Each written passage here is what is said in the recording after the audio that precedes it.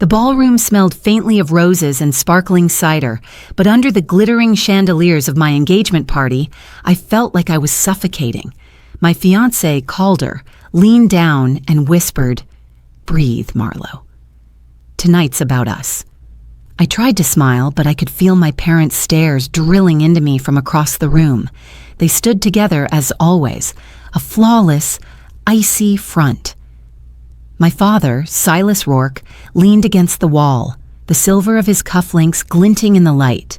My mother, Daria, wore her signature mask of elegance, lips curved into a smile so practiced it looked painful.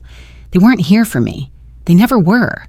I had dreaded this night, not because I didn't want to marry Calder, but because I knew my parents would turn it into another stage play for their pride, or worse, another way to remind me that I was nothing compared to their beloved son, Emery. Sure enough, just after the photographer called for a break before speeches, Silas crooked a finger at me from across the room. No words, just a silent command. Calder squeezed my hand. "Go on, it's probably nothing." I followed, my heels clicking on polished granite until the voices and music faded behind me. My father was waiting in the side corridor, scrolling through his phone, completely at ease like I wasn't standing there. "Where's the $98,500, Marlo?" His voice was sharp, flat, not a question but an order. My heart stumbled. "What?" "The wedding fund," he said curtly. "The money you've been hoarding for 4 years. Hand it over." I froze. That fund was my blood and bone. Double shifts at the cafe, early mornings tutoring kids, nights I'd gone without sleep. Every dollar represented sacrifice. It was mine. "Dad," I said softly, forcing my voice to stay steady, "that's for my wedding. Calder and I—" "You'll live without it," he cut in coldly. "Emery needs it. He's closing on a condo, and it's time you stop being selfish." Of course, Emery, always Emery. "I earned this," I whispered, anger bleeding through. His face hardened. He slammed his palm against the wall beside me. "You think we'll let you waste that money on some tacky ceremony? You're lucky we're letting you marry him." "I'm not giving you the money," I said. That's when Daria appeared, heels sharp against the tile. She smirked. "Really, Marlo? You want to make a scene on your engagement night?" I opened my mouth, but before I could move, Silas's foot shot forward, kicking me hard in the stomach. The air left my lungs. Pain exploded. And then Calder's voice thundered, "Silas!" The music stopped. The crowd stirred. Everyone was about to see who my parents really were. The engagement party ended hours ago, but sleep refused to touch me. Every time I shut my eyes, I felt again the blunt force of my father's kick, the sick laughter of my mother echoing after it. The ballroom had smelled of roses and cider, but all I remembered was the metallic taste of pain in my mouth and the stares of guests frozen in disbelief. Calder tried to soothe me when we got home. He held me against his chest, whispering that I was safe now, that they couldn't hurt me anymore. His voice was soft, patient, the exact opposite of the venom I had grown up with. But comfort was wasted on me that night. My body lay on the bed, but my mind churned like a storm. By 3 a.m., I gave up on pretending to sleep. I slipped out of bed, padded into the living room, and sat cross-legged on the rug with my laptop glowing in front of me. Calder had fallen asleep on the couch nearby, exhausted from holding me together.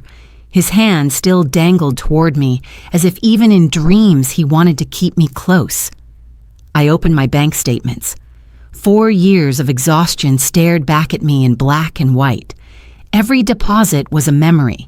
The late shifts at the cafe, the kids I tutored for $15 an hour, the mornings I went to work on 2 hours of sleep.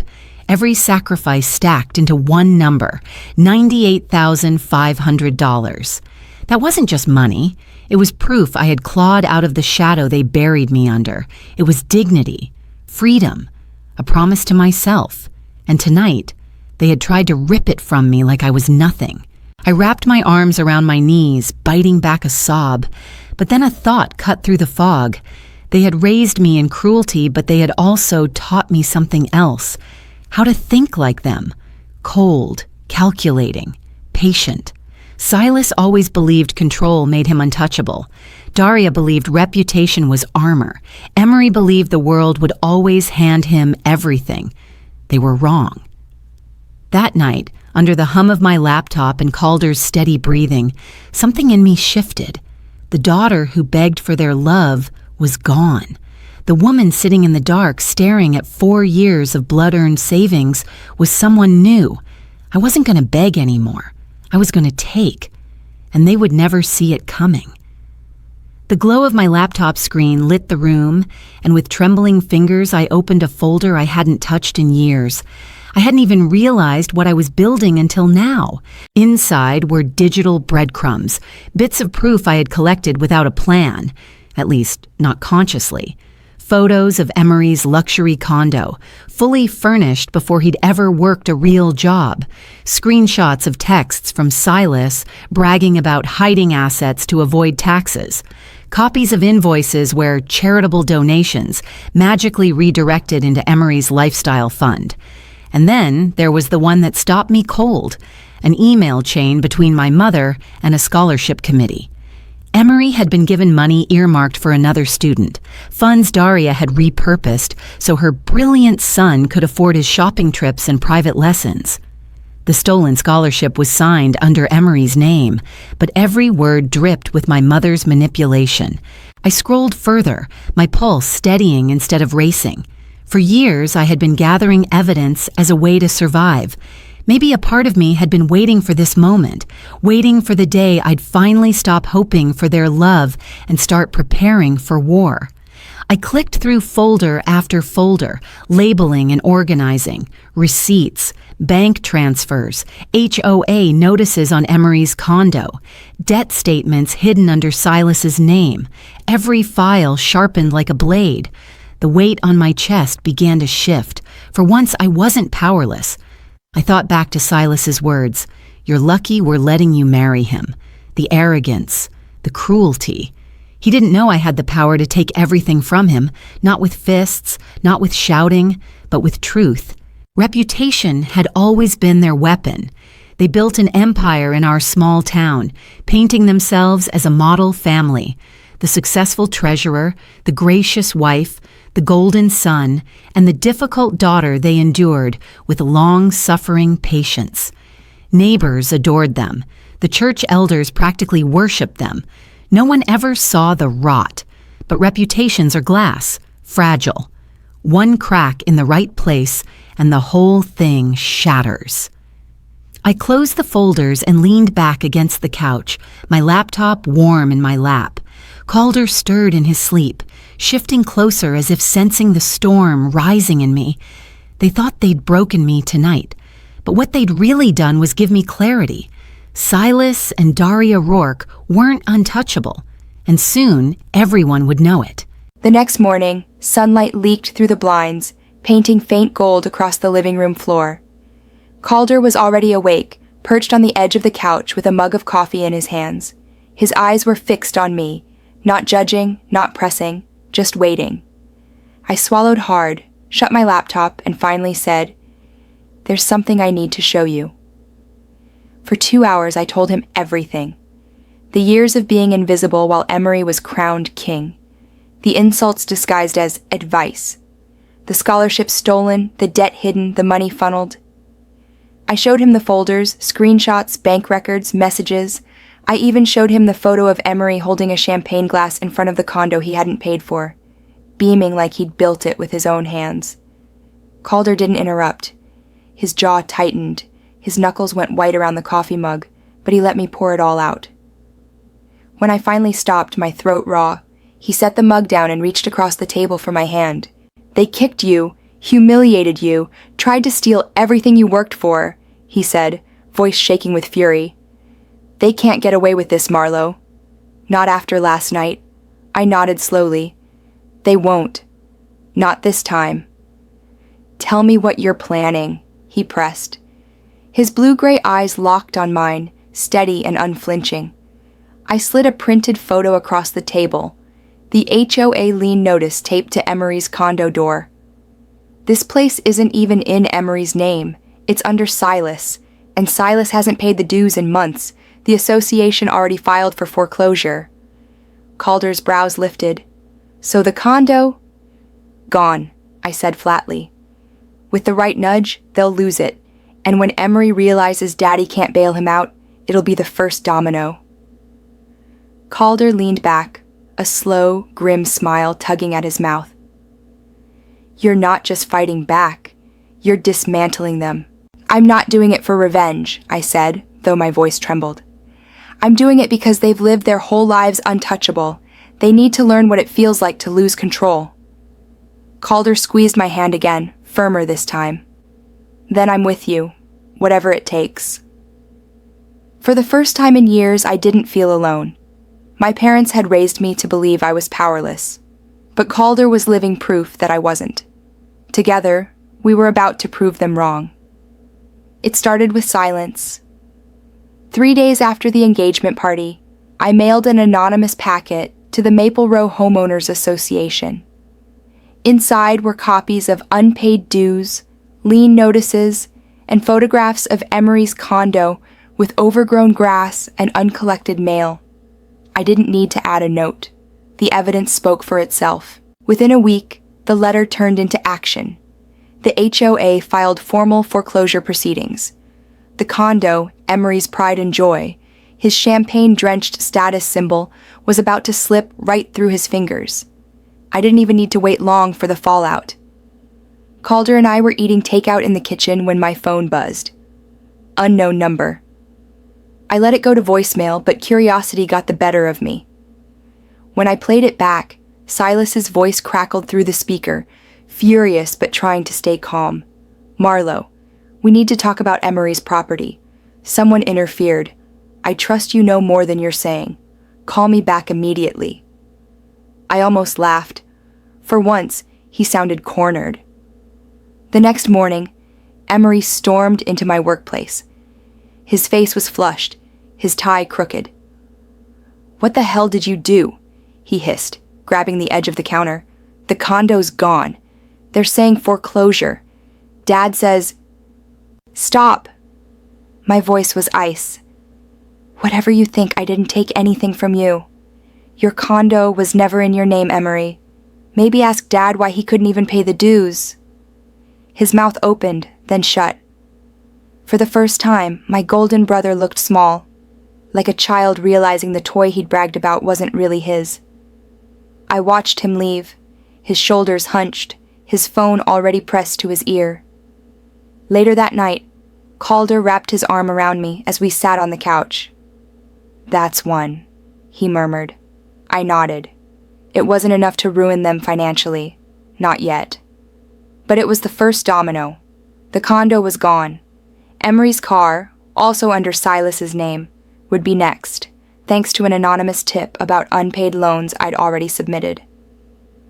Piece by piece, I was stripping away the things they valued most. But I wasn't finished. Silas and Daria didn't live on wealth alone. They lived on power, on the pristine image they paraded through town like royalty. And I was about to take that from them too.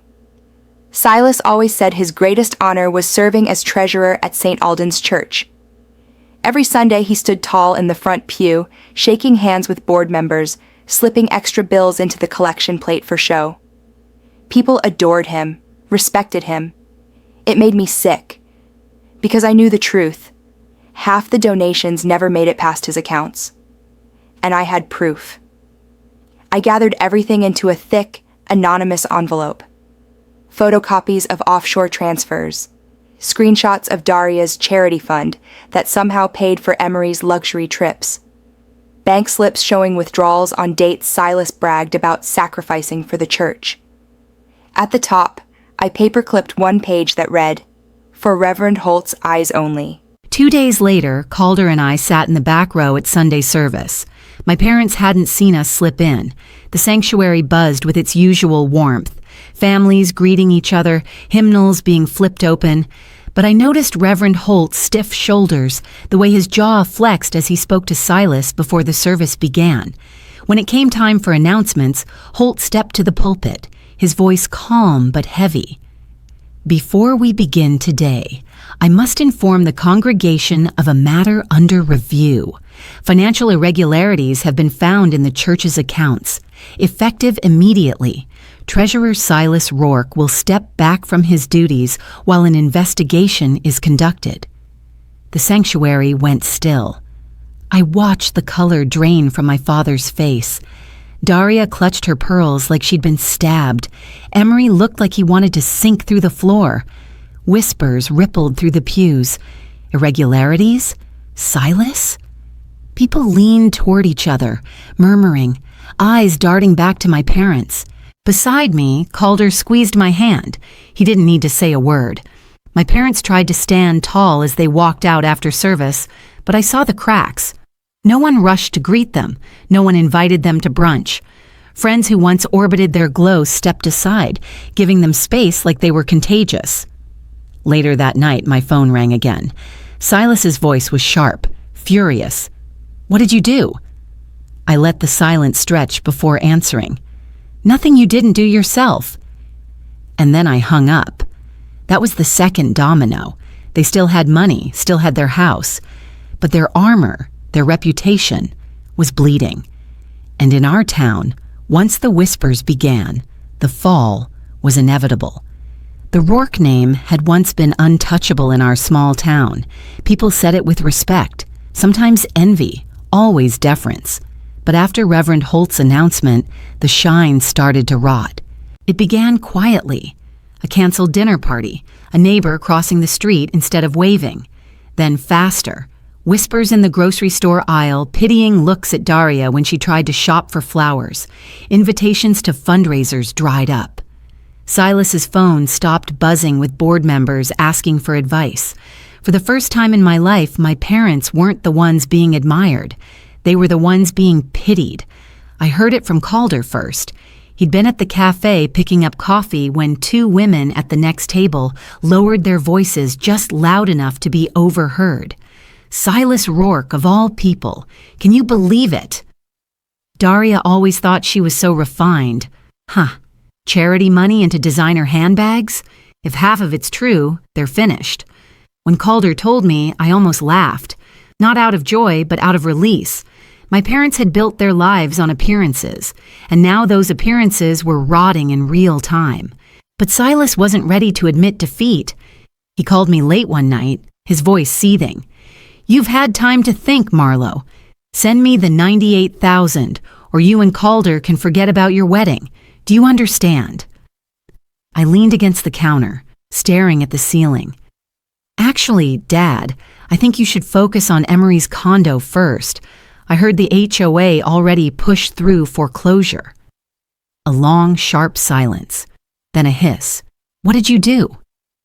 "Nothing you didn't do to yourself," I said, and hung up.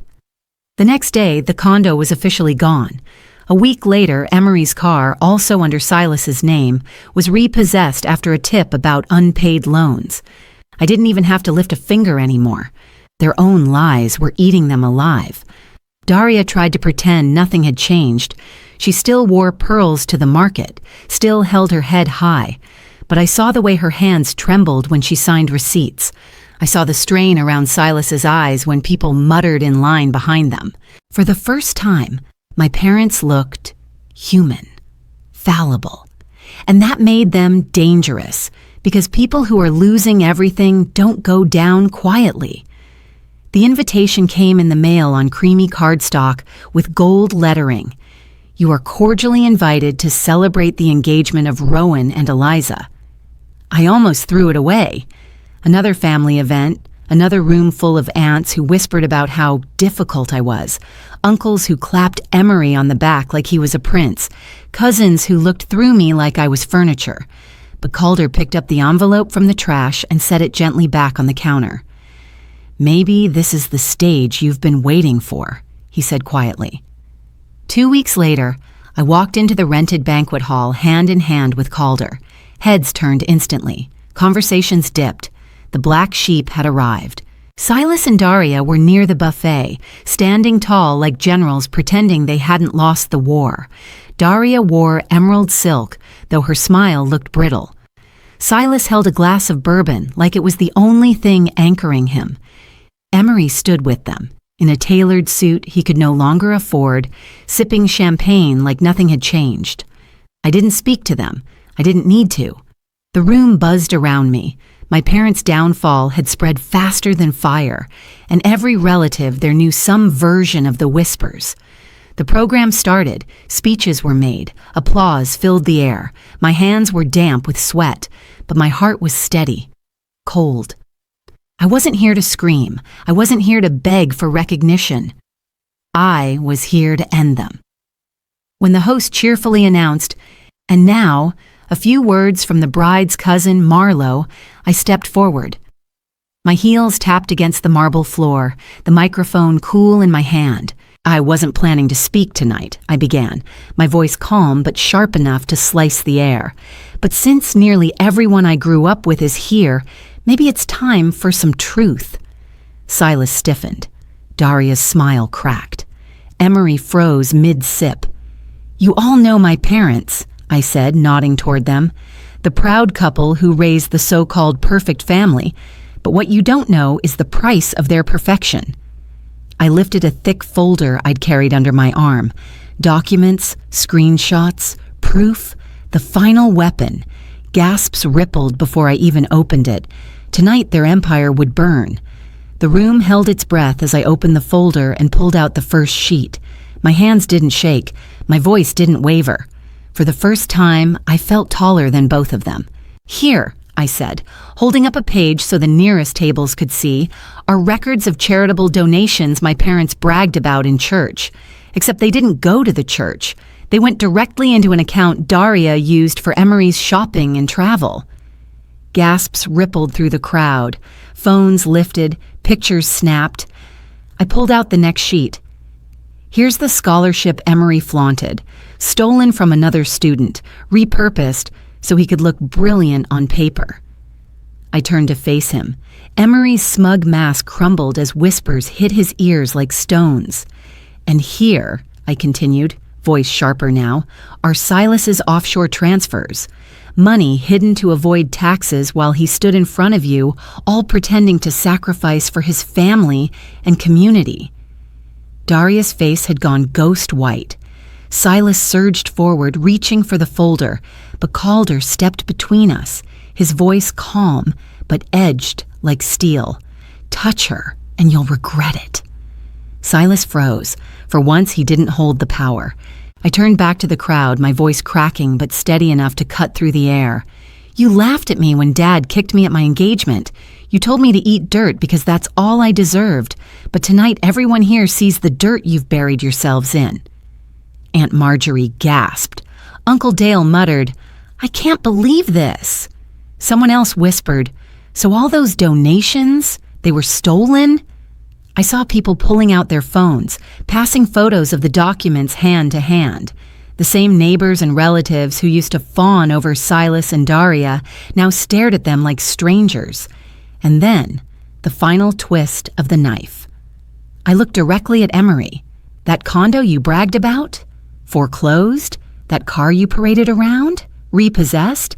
And the perfect reputation you all built your lives on?" I let out a bitter laugh. Gone. The crowd broke into a low roar. Disbelief, outrage, whispers of betrayal. Silas and Daria stood frozen, their friends literally stepping back from them, creating space as though their lies were contagious. I lowered the mic, my voice calm, final. "You spent my whole life teaching me I had no value. Tonight everyone knows who the real trash is." And with Calder's hand in mine, I walked away, leaving their empire in ruins. By the next morning, the ripple had become a tidal wave. My phone buzzed with messages, some from relatives who once ignored me, now suddenly apologizing, others simply stunned. But the silence from Silas and Daria's numbers was deafening. I knew why. Because their phones weren't quiet. Their so-called friends, their church leaders, their lenders, everyone was circling like vultures. The church board voted to suspend Silas indefinitely from his treasurer position, while a full audit was launched. Daria, who once chaired half the committees in town, found her invitations evaporating overnight. The same women who used to cling to her at luncheons wouldn't even return her calls. And Emery, he was forced to move back in with them, his condo gone, his car repossessed, his reputation shattered. The golden boy now had nothing but his parents' crumbling house and the weight of whispers following him everywhere he went. Calder and I sat at our small kitchen table, sipping coffee as the news trickled in. He read an article aloud. Local reporters had picked up on the financial irregularities, though names hadn't been printed yet. The shame would only spread. "You did it," Calder said quietly, pride and worry mixing in his voice. I shook my head. "Number." They did it to themselves. I just handed the world a mirror. For the first time in years, I breathed without feeling the invisible leash of their control tightening around my throat. It wasn't joy I felt. It was freedom, raw and sharp. Weeks passed, and the fallout deepened. Auditors traced stolen scholarship funds. Donations had to be repaid. Neighbors who once held them up as pillars of morality crossed the street to avoid them. Silas's empire of control had been gutted, not by police sirens or courtroom verdicts, but by exposure, by humiliation, by the slow rot of reputation turning against them. And me? I planned my wedding, not with their money, not under their shadow, but with my own hard-earned savings and Calder's hand steady in mine. Sometimes, late at night, I thought of the girl I used to be, the one who bent over backwards, desperate for their approval. That girl was gone, buried in the ashes of orchids and champagne. I wasn't the forgotten daughter anymore. I wasn't the scapegoat. I was the one who stood up, the one who said no, the one who broke the cycle. And for the first time in my life, I was free.